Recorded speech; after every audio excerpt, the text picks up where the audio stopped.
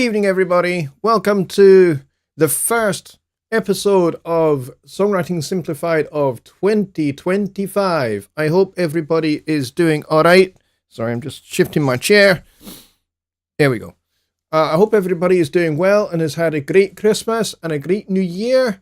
Welcome, everybody, to 2025. It's going to be a very exciting year. As I said, I put a wee note in the chat there saying I'm pretty much dying of yet another cold, the first cold of 2025. But yes, I am here and we are going to do the show tonight. So I am very much looking forward to all the questions and things that you guys have got for me for this year. I'm very excited for what we're going to discuss, what we're going to talk about, and also leading up to songwriting challenges that we will have for 2025. So, to kind of whet your appetite, so to speak, for songwriting challenges and that kind of thing, having had some very successful songwriting challenges last year, which were particularly the Christmas one in 2024 was, I think, probably by far the best that we have done yet. Not only was the prize fantastic, but just the sheer number of different entries and different things that people did were fantastic, and the standard was incredibly high. It was really, really good. So this year, we will be doing the Halloween Songwriting Challenge again, and we will also be doing the Christmas Songwriting Challenge again. And we will be partnering once more for, I think, the third year in a row with my good friend Rich Cresswell, who has just completed his move down to Cambridge and has started his new job, which is all very exciting. I'm very glad for him. It's very, very cool. Brand new era, brand new chapter, brand new start for him. But yes, he and I have committed to doing for certain those two challenges. But we are talking about doing a third one, which may well be kind of around the Easter time. We are not sure yet. We haven't actually fully decided which point in the year it's going to be. But what that means is more opportunity for you to get your music out there and get your music to an audience, even if it is just the audience of folks who are here week by week that you have started to get to know. If you're brand new here, you may well have started to get to know some of the people here, and you will have the opportunity to present your music to, at the very least, these people. Even if you don't, put your music out there in the wild to SoundCloud or Reverb Nation or somewhere like that, certainly, hopefully you will, if you enter one of these contests, you'll be getting your music in front of these people. And so the idea for this year really is the theme.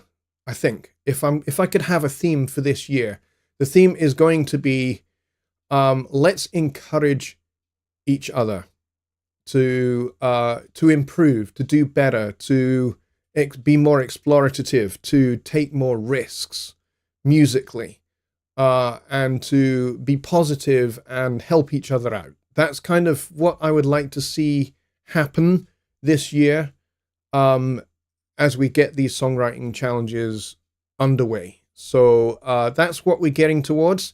So this year, the things that we talk about, the things that we discuss, are going to be geared towards equipping you and providing you with the tools, the techniques, and all that kind of thing for completing these songwriting challenges. They're going to be a bit different this year.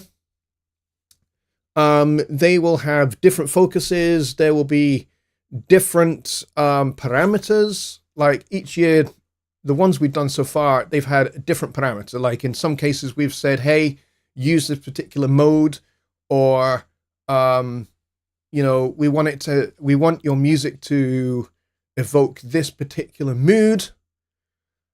So there's going to be different kinds of briefs for each of these challenges this year. That are going to be different than the ones that we've done thus far, which have been a little bit more kind of music theory orientated. These are going to be a little bit different. And as we go through the course of this year, I'm going to kind of help unpack what those are going to be without giving too much away, so that by the time you get to the challenge, when we unveil what the requirements are to enter and what you need to have in your music, you will have a really good understanding of how to achieve that. So that's kind of the aim. So it's going to be good. I'm really excited. So let's go through and see who we've got here. We have a small crowd. According to this, we've only got 7 people, which is way smaller than we would normally have. But okay, I'll take that. So it could be a small crowd, and it could be a short show. But we'll see. So Billy Morgan was first in the door, as per usual. Well done, Billy. I think that's modus operandi for you. And then we got Dave Barslow, who is here, and we got Kyle Traduziak here as well. We got Tony Stringer, who says, I don't mind listening to a dead influencer. Go for it.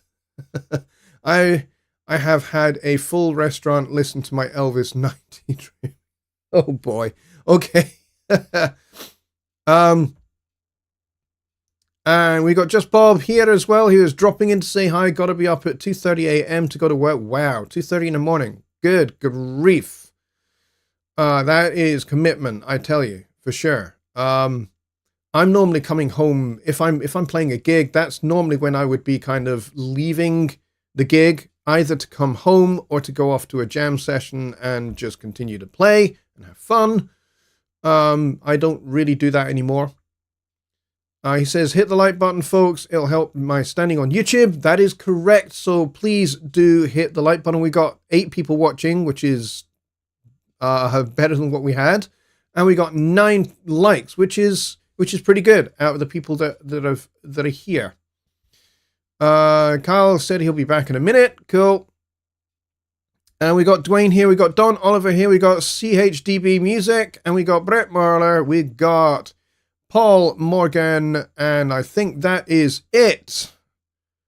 And just a reminder that Dave Barcelow's Studio One meetup is 1 hour after this show. So you will have 1 hour to kind of go and grab refreshments and that kind of thing. And then Dave's Studio One meetup will start. And you can find the event link to that event, I should say, on the personas.com website under events. So if you want to find out where that is, just go to personas.com and click on learn and then click on events and Studio One meetups. And you will find the link to the event there, and you can follow that. And then there will be a link on the event page for you to join the Zoom call for the meetup. It's going to be good. The Studio One meetups have been going for not far away from 5 years, actually. It was 2020 that we started doing those. And even though COVID is kind of over now, I don't think anybody sees any reason particular to stop doing them. Originally, they were meant to be in-person meetups where Studio One users could meet up in person in a coffee house or a pub or a restaurant or something like that, and talk about Studio One and get to know other people that use Studio One. But unfortunately, COVID put everybody into lockdown and all of that business, which meant we had to make them virtual, and virtual they remain. So although the meetups have a different host, and that host is located in a different town, a different city, a different state,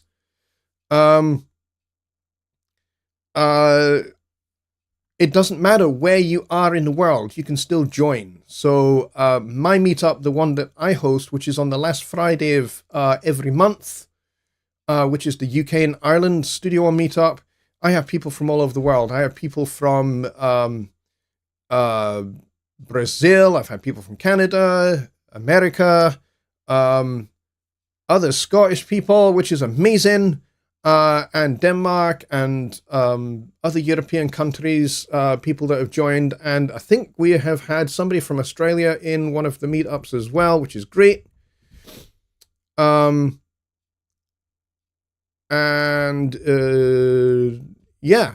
Jimmy Three Balls is here. I know who you are, and your name's not really Jimmy, but I know who you are. He says, I'm okay with folks not sneezing on me in particular. Yes, I am holding it back, folks, because I really don't want to have to sneeze, because here's the thing, once I start, it's very, very hard for me to stop. Usually I don't stop until there is blood coming out of my nose. But I'm basically trying to hold it back. All right, so let's get into talking about music, and in particular, songwriting. So I would be interested to find out what you all thought of the Christmas songwriting challenge, and also if you've been writing any music so far, during the Christmas period, the holidays and all of that. Have you had some time to write some music? And if you have, tell us maybe a little bit about your music that you've been working on, or have you got some music writing goals? For 2025, have you got some ideas? Are any of you looking at releasing new music this year, like maybe a single, an EP, an album, or something like that? If you're not, that's okay. If you don't have those kind of aspirations, but you write songs to kind of express yourself, you're not really up for the idea of releasing publicly, that's okay too. But if you are working on something, do tell us a wee bit about it. I would be very interested to know. We've only got like 10 people here, but that's okay. It's a small crowd, which means we can all talk amongst ourselves, which would be fantastic. So I will kick this off whilst you guys are tapping away in the chat. I do actually have intentions to release a new record this year, because I've not released an actual record, like an EP or an album. I've not done that since 2016, which is 9 years. Now, I've put out singles periodically in the intervening 9 years, but I have not. I've not actually made a record, and it is something I want to address, because I had originally had plans. After I released Belonging to Tomorrow, I had originally had plans to release an EP every year. Unfortunately, life kind of took over, and I became incredibly busy working for other people. Working on other people's records, working on film scores, either as the composer, because I work with Napier University's Film Studies department, and I work with the film students, and I do a lot of scores for their short films. And so I do a lot of that kind of thing. And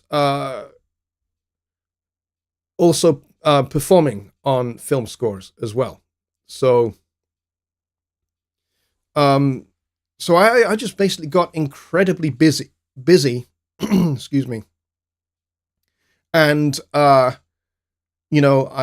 was lecturing as well at the university. So I was teaching composition classes, and it's just like, I don't really actually have time to do any writing for me.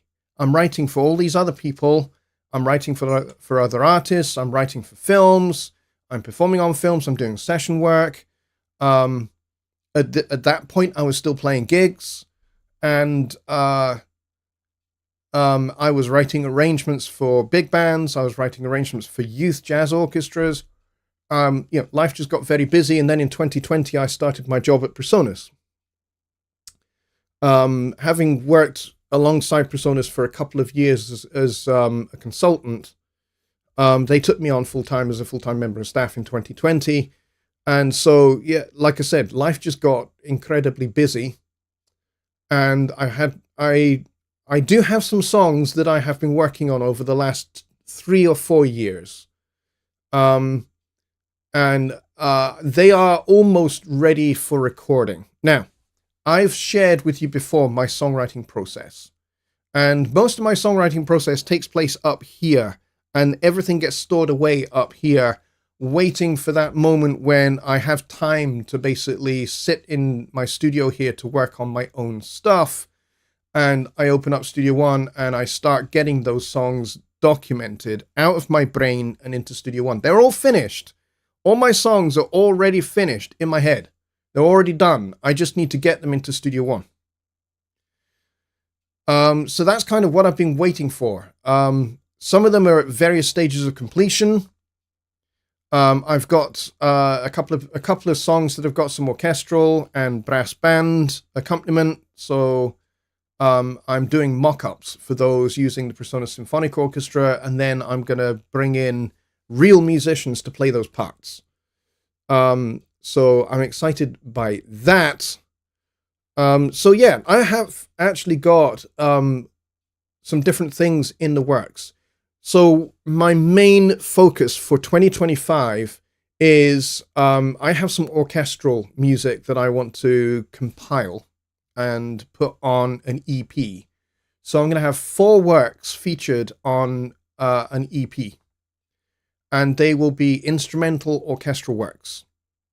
Because I've been writing orchestral works off and on for, I don't know, maybe 20 or 30 years. So my idea is to get 4 of them onto an EP, see how that does, and if people like it and people engage with it, then I will make the next one, and I'll put another set of 4 orchestral works out. And I'm just going to keep kind of rolling it depending upon how people like what I'm doing. And so if people are into it, then that's what I'm going to do. Orchestral works. Plus, I also aim to actually have another album or an EP that is vocal music. So it's going to be my songs with my vocals, and I'm going to get my rhythm section from my old band in to be basically my rhythm section, and I'm going to see if I can get some of my original people from the band who were, horn players, sax players, trumpet players, trombonists, to form basically a little horn section for the record. So, because I don't have a band anymore. The start of COVID, I basically had to say goodbye to the band because there's nowhere to play, there's no gigs, there's nothing for them to do, there's nothing for us to book. I can't afford that, so I had to let them all go. And so that's kind of where I am with all of that. And I pretty much decided I was going to retire from performing at that point and just basically become a much more committed and dedicated session musician, composer and arranger, and songwriter, writing for other people. And so that's kind of what I've been doing. And so I figured, hey, it's 9 years since Belonging to Tomorrow. I can't really call that, my most current release because it's too long ago. And yes, I have put out, thanks to these songwriting challenges that I've been doing with you guys, I have actually put out some orchestral music. So some of the pieces that you've already heard, like Souffre and Bagpipe Murder, those are going to be the first 2 orchestral works that are going to feature on this four-piece EP. So I've got 2 other orchestral works that are going to be coming forth, likely out of these songwriting challenges that we're doing over the course of 2025. So I'm very excited to get those works completed. Didn't my dad help on my last EP? Both my dads did, actually. I got some guitar parts from my stepdad and my other dad, Roger. He played soprano and tenor sax on Belonging to Tomorrow back in 2016. He's like 81 now. He still plays. He's still working professionally. He's been working professionally since he was about 9 years, maybe 8 or 9 years old. So yeah, he's been working pretty much for 70 years as a professional musician.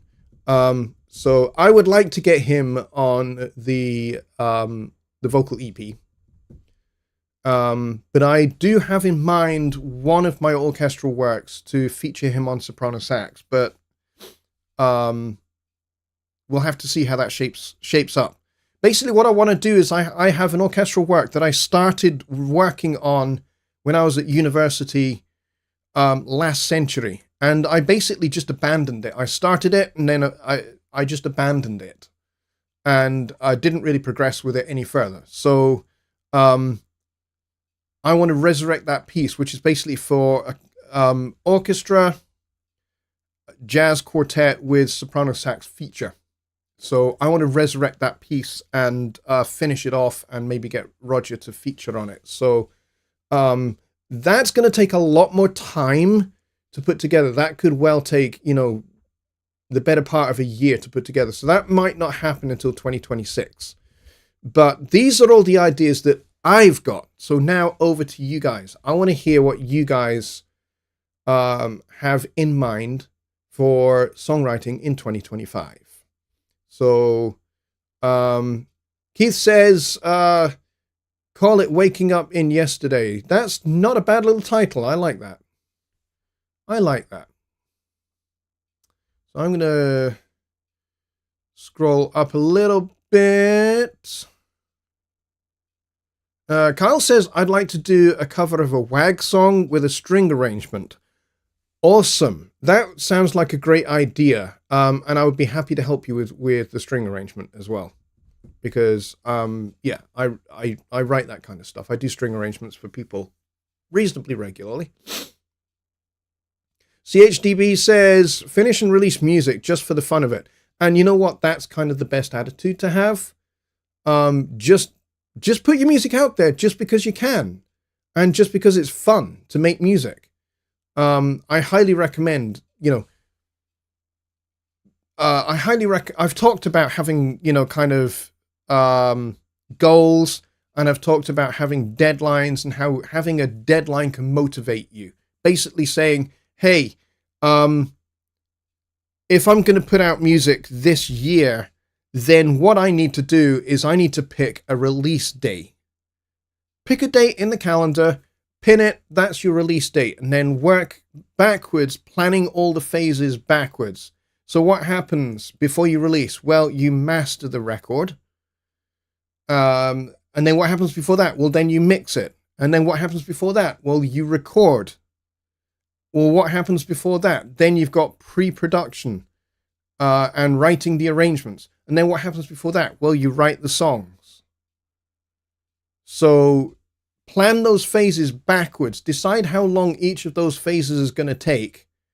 And then, make sure you hit your targets so that, when you say, hey, I've got this album coming out on, June the 12th, then that's when you release on as close to June 12th as you can get.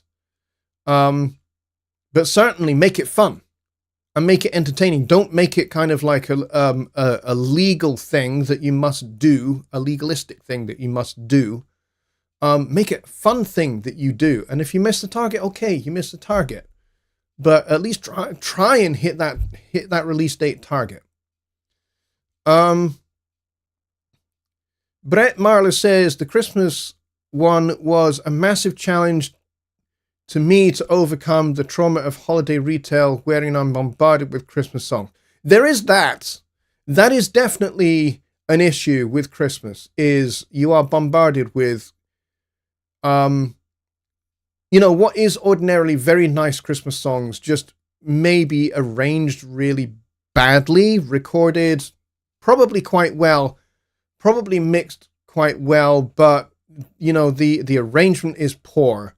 And the song itself, it might actually be a nice song. Like I've heard versions of "Oh Holy Night," and I personally love that song. I personally think it's a really, really nice song, particularly the chorus and all of that, where it kind of changes mood a little bit.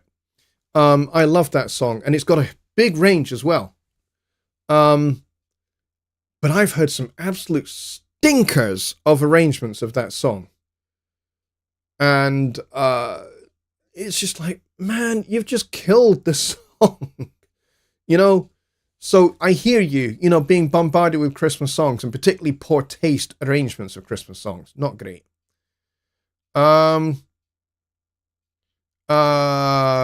Dave says, for me, I plan on doing songs that are more personal.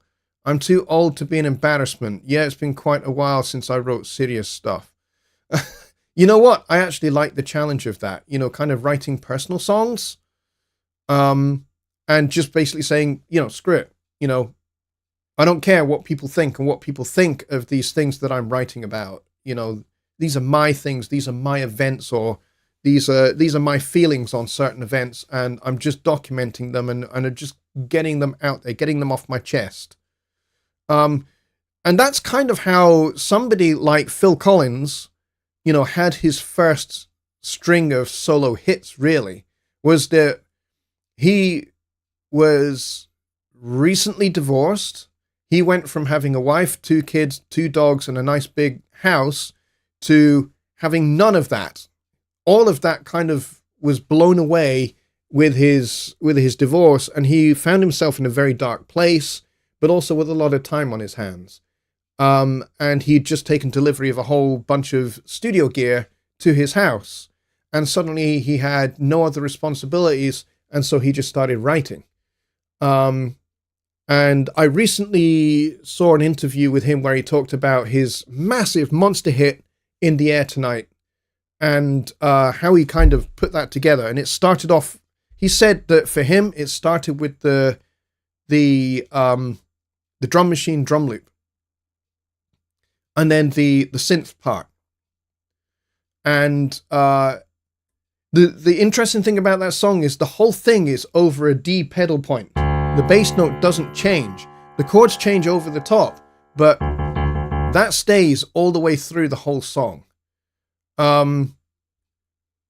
Which kind of, whoops, I keep hitting the mic here, which gives it kind of quite a sense of darkness. And then he said he just plugged in a mic, and he just got a level, made sure it was a good level, and then he just hit record and he just started to sing. He had no words written, he just improvised a bunch of lyrics. And those lyrics are the lyrics to In the Air Tonight. Entirely improvised lyrics. He had no idea. He said, I was just making it up as I went along. And it's only after the fact that he had to start, transcribing the lyrics from what he had sung and putting it together and tidying it up a little bit. But pretty much what he had from that vocal take was the song, improvised lyrics. And to this day, he basically says, I don't know what it's about. I have no idea what that song is about. It's about something, and it's about something dark, but it's about something. And, he's just like, I was in a dark place. Emotional, and, there's hurt, there's bitterness, there's anger, there's all the stages of grief wrapped up in that song. But he's just like, I don't really know what it's about. I was just singing words. So yeah. And those first 2 or 3 records of his were intensely personal until he decided, hey, I think maybe I should just lighten up a bit and write some, more up-tempo tunes. Brett says, I've been writing a lot of industrial EDM music. I hope to get at least a 3-song EP done before the world ends. Well, I mean, that could take a long time. Who knows when the world's going to end? Excuse me. Tony says, I'm always planning for new songs and made a few AI songs to have as a basis, thinking to do some good with it. Okay, cool. I like that idea.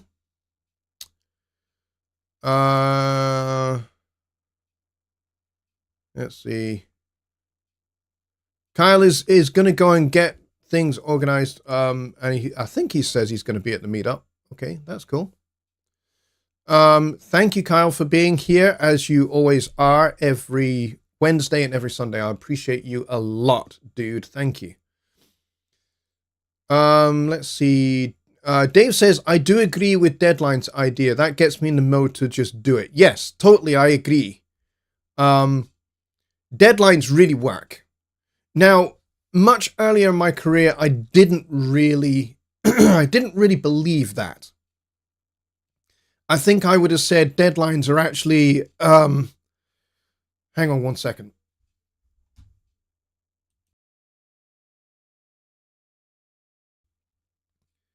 I think I would have said that deadlines are the antithesis of creativity. I would have said they were the nemesis of creativity. Until I did a record in 2012, where I basically just said, hey, guys, I have an album coming out on July the 2nd. Like, really? You got an album coming out on July 2nd? Oh, great. Oh, I can't wait to hear it. I can't wait to buy it then. And so now that I had said that publicly, I had publicly committed to getting an album out on that particular date. Now, was that album a great record? Not exactly. Maybe not the best record I've ever made. I've made lots of records over the years, and that one's maybe not the best. There's some good moments in it, and there's, out of the 8 or 9 songs, I think there's maybe 3 that I actually really like, and then the others I don't think I would be upset if I never heard them again. And that album is called Swings on Roundabouts, and some of the vocal performances lead a little bit to be desired because the vocals were actually done on the last day of recording. And so they were, let's just say the vocals were maybe just a little bit rushed. And so I think the songs suffer as a result. But heck, the whole thing was a learning experience. I had never really taken that approach before. To basically go, okay, now that I've committed to that deadline, I have to work backwards and plan it out to make sure that I don't miss this deadline. And yes, I did release on that particular date. And, some people bought it. Some people obviously liked it and they bought it, which was very nice, very kind, very glad. I'm glad they did. Not personally my favorite record that I've ever made over the years, for sure. But still, I committed to that deadline and I got it done. And actually, I learned a lot. I learned a lot about, actually, this is a really good thing. This whole deadline thing is not the antithesis or the nemesis of creativity. Actually, it can be a real, shot in the arm of adrenaline to get the creative juices going, especially if you are in one of those horrible periods of writer's block where you can't get anything going. So yeah, that's kind of where I'm thinking at the moment. Let's see. Brett says his industrial stuff is essentially him venting his frustration with the state of the world. Yeah,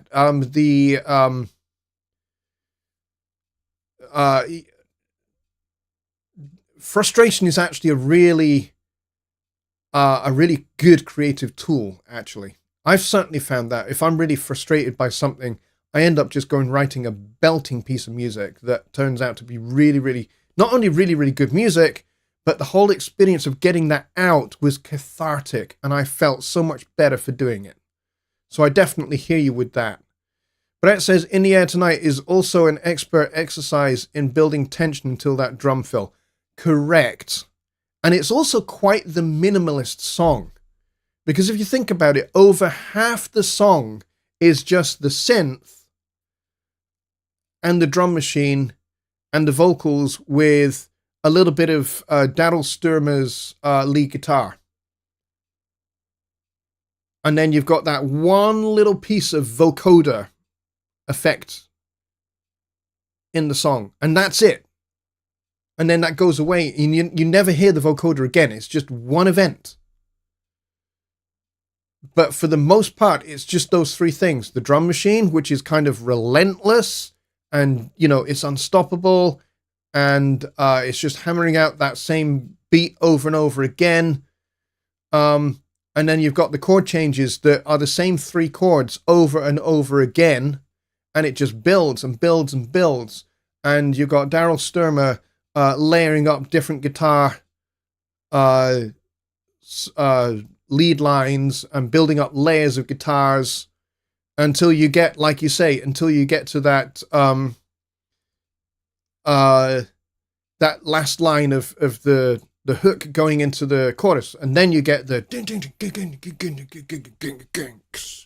and then you're straight into the chorus. And so that's kind of like the apex of the song. Everything has been heading towards that drum fill, and that drum fill is so in your face. And because there's been no acoustic drums throughout the whole song, it really is that whole fill. Not only is it across the beat and across the bar line, but it slaps you round the face. It's such an impactful drum fill. And then you're into the groove. The drum machine fades out. It's taken over by the drums, and of course you get the bass in for the first time as well. Played by Lee Sklar. Terrific bass player. What a wonderful bass player he is. So versatile. And a great foil for Phil. So yeah, In the Air Tonight. It's a great, great, great song, and a real lesson, like you say, in how to build tension throughout the song, and kind of get that sense of relentless darkness of grief, which I think is what that song is primarily about, although Phil says he doesn't really know what the song is about. It's like all the stages of grief going through what he was going through, just pouring out through this song. And then, of course, we never get the resolution of the chorus, do we? In the whole song. It's just like, I can feel it coming in the air tonight. What? What, Phil? What is it that you can feel coming in the air? What? Please tell us what that is, what the it is. And we never get to it. So it's like it builds and builds and builds this tension musically, but also builds and builds and builds the tension lyrically until you get to the chorus. And even then, you don't get the resolution, because we never find out what it is the narrator can feel coming in the air tonight. We never know. There's no resolution to that song.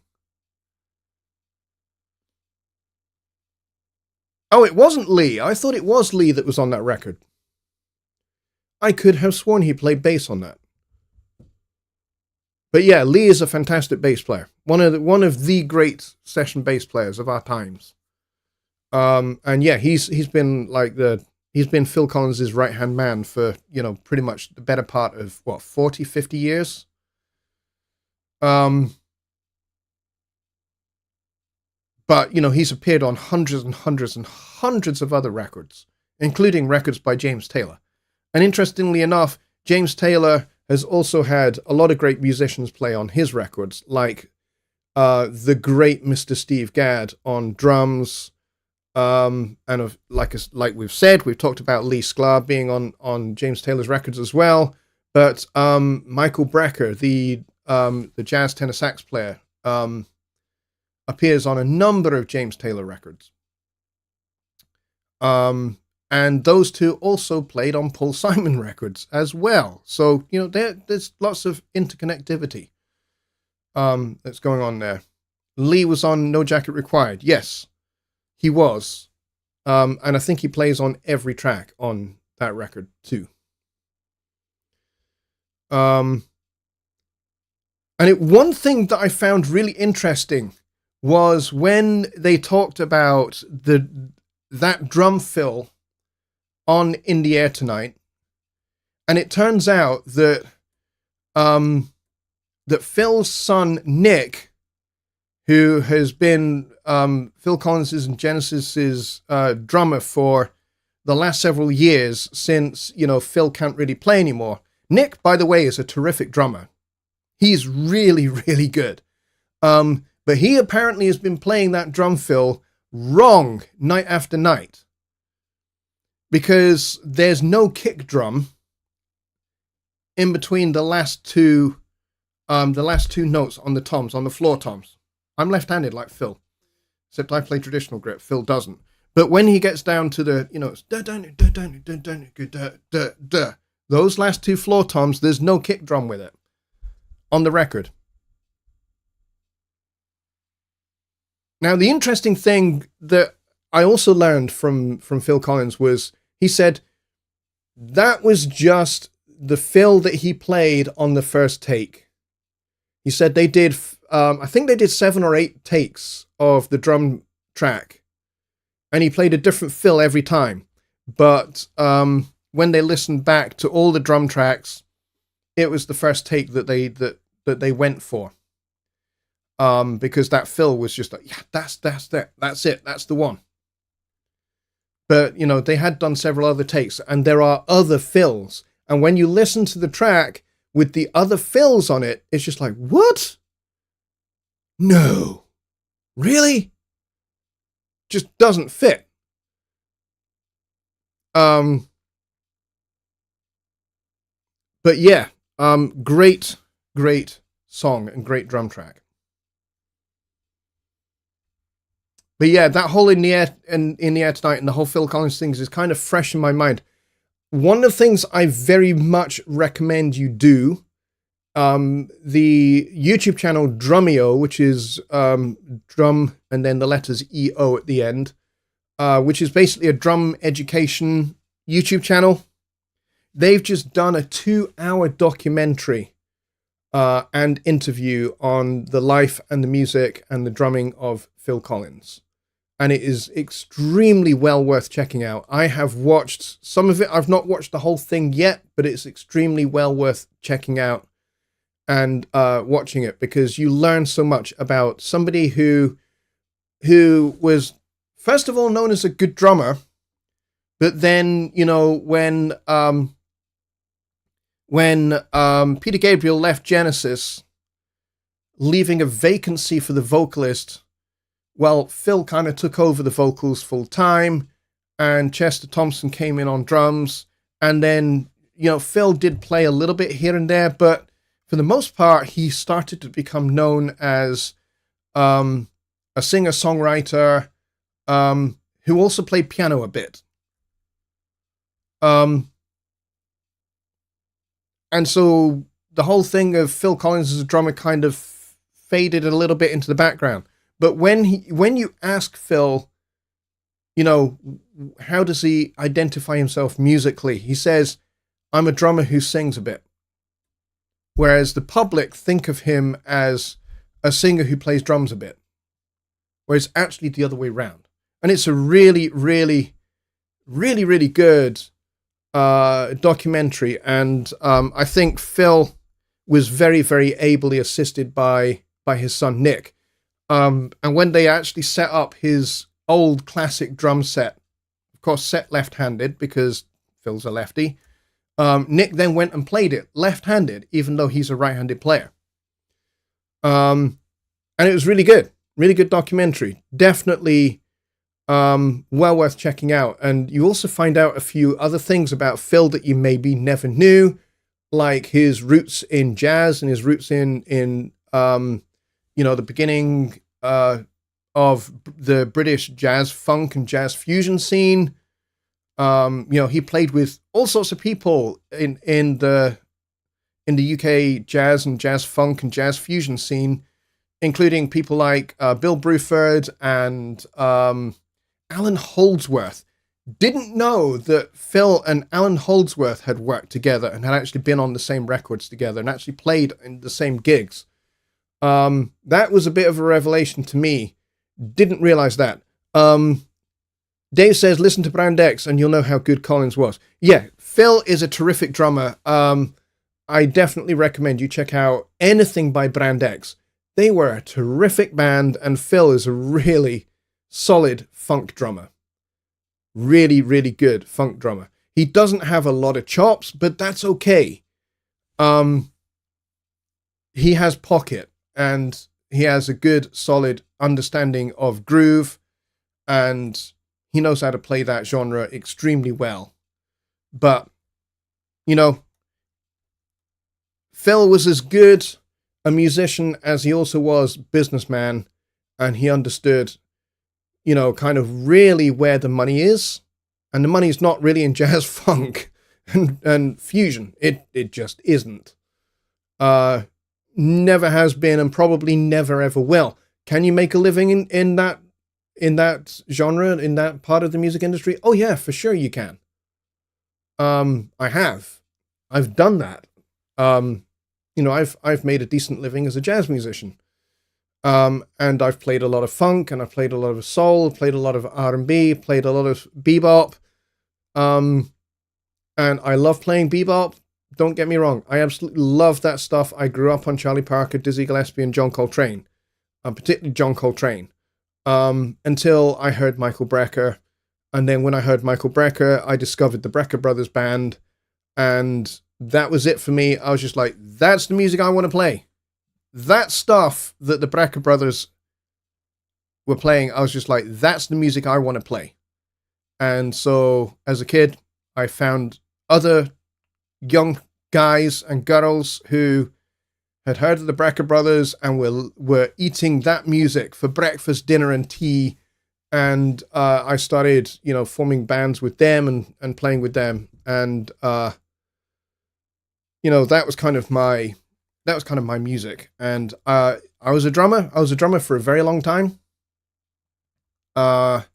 From about the age of 2 years old until, well, I don't play professionally anymore.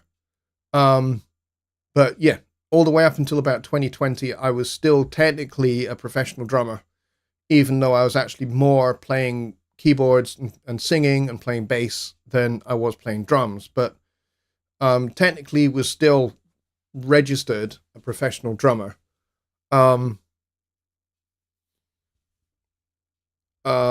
But yeah, Phil Collins, great musician, great songwriter, not bad piano player, actually. Although hilariously, if you, and this is on YouTube as well, if you check out the Live Aid videos from 1985, the original Live Aid videos from 1985, there's a whole YouTube channel called Live Aid, which Bob Geldof and Midge set up, and there's all sorts of stuff from Live Aid over the years, and there's backstage, behind the scenes stuff, and re-recordings and things like that. But there's a performance of Phil Collins solo on piano and vocals at Wembley, and he's playing what's the song called? Take a Look at Me Now, Against All Odds. And he plays this beautiful wrong note. Now, to him, it's a wrong note, and in the context of the music, it's a wrong note, and it doesn't fit, but it's a beautiful wrong note. And Phil's face, Phil's expression, and the little shake of his head just tells you everything you need to know about that particular event that happened there. But yeah, Phil is a really good piano player. He's a better piano player than people realize, actually. When he's playing piano, a lot of people are much more interested in his vocals, and he has a great voice, but there's some really actually pretty solid piano playing going on underneath that. But that wrong note in Against All Odds, it's hilarious. And when you see Phil's face, I mean, I've played some clangers in my time, and I've made that face a number of times. It's just like, oh man, I feel you. I know what that experience is like. It's not great.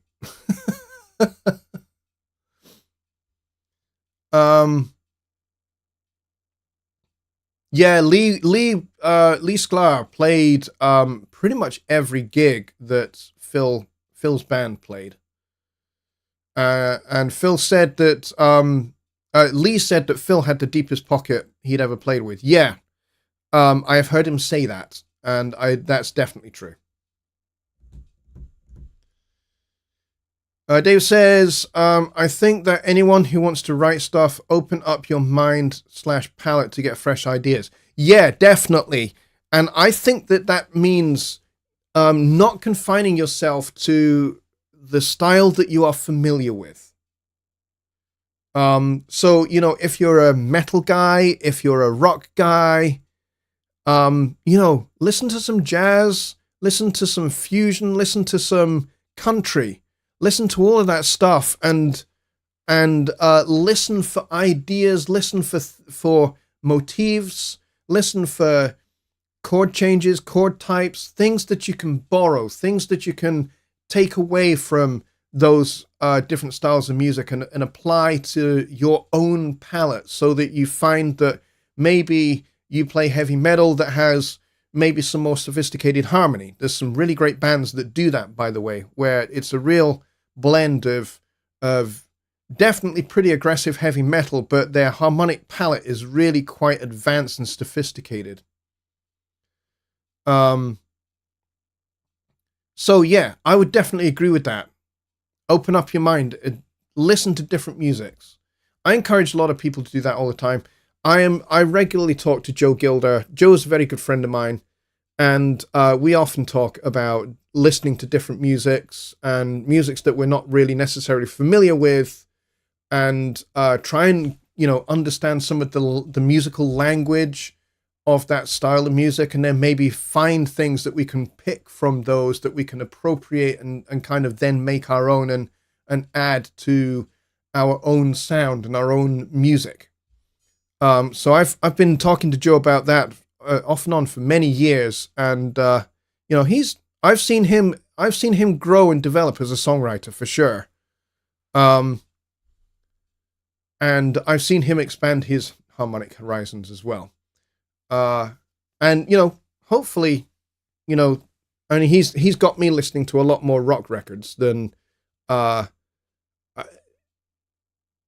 never really been a rock guy, particularly until I was introduced to the band Styx, STYX, and I was just like, oh, this is really good music. This is really good music. I've really been digging them for a few years now. And through that band, I've actually discovered their drummer Todd Zuckerman, who is a terrific drummer, who definitely has a jazz background. He plays traditional grip as well. Wow, what a drummer he is! But what a bunch of musicians Styx are. And those songs, holy heck, they are terrific songs. So yeah, definitely check them out. I really like them. Brett says, my high school jazz band teacher told us to go out to CD shops and buy a bunch of random stuff from the cutout bin and force yourself to listen to them for at least once for those elusive licks for improv.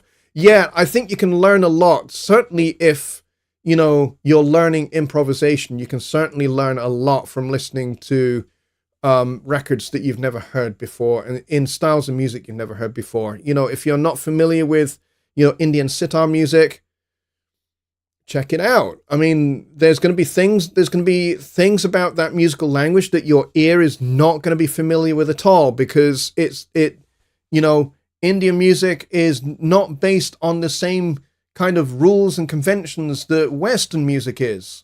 So you're going to hear notes that are kind of between the cracks, so to speak, because Indian music is most definitely microtonal. So from that point of view, it takes quite a bit of training for your ear to acquire that microtonal sound without those microtones sounding out of tune.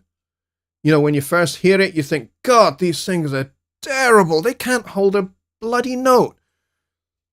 until you realize that actually they have more intervals in their scales than we do. Like, some of their scales have 36 intervals in them. Ours is a maximum of 12 because our octave is divided into 12 semitones. That's all we have in the West. But, you know, in India, some of their scales are really, really big. Some of them are really small. Some of them are like only 5 or 6 notes. And then, like, between those 5 or 6 main notes, there's lots of these tiny little microtones as well that decorates the notes. So Indian music is definitely a bit of an acquired taste. But you know what? Once you get your head around it and you start to understand it a bit more, it's actually really quite good to listen to. And like Brett says, there's a lot of improvisation that takes place in Indian classical music. And so, you know, there's something to be said for learning a different improvisational style as well. And then, you know, find things that you can adopt and make your own.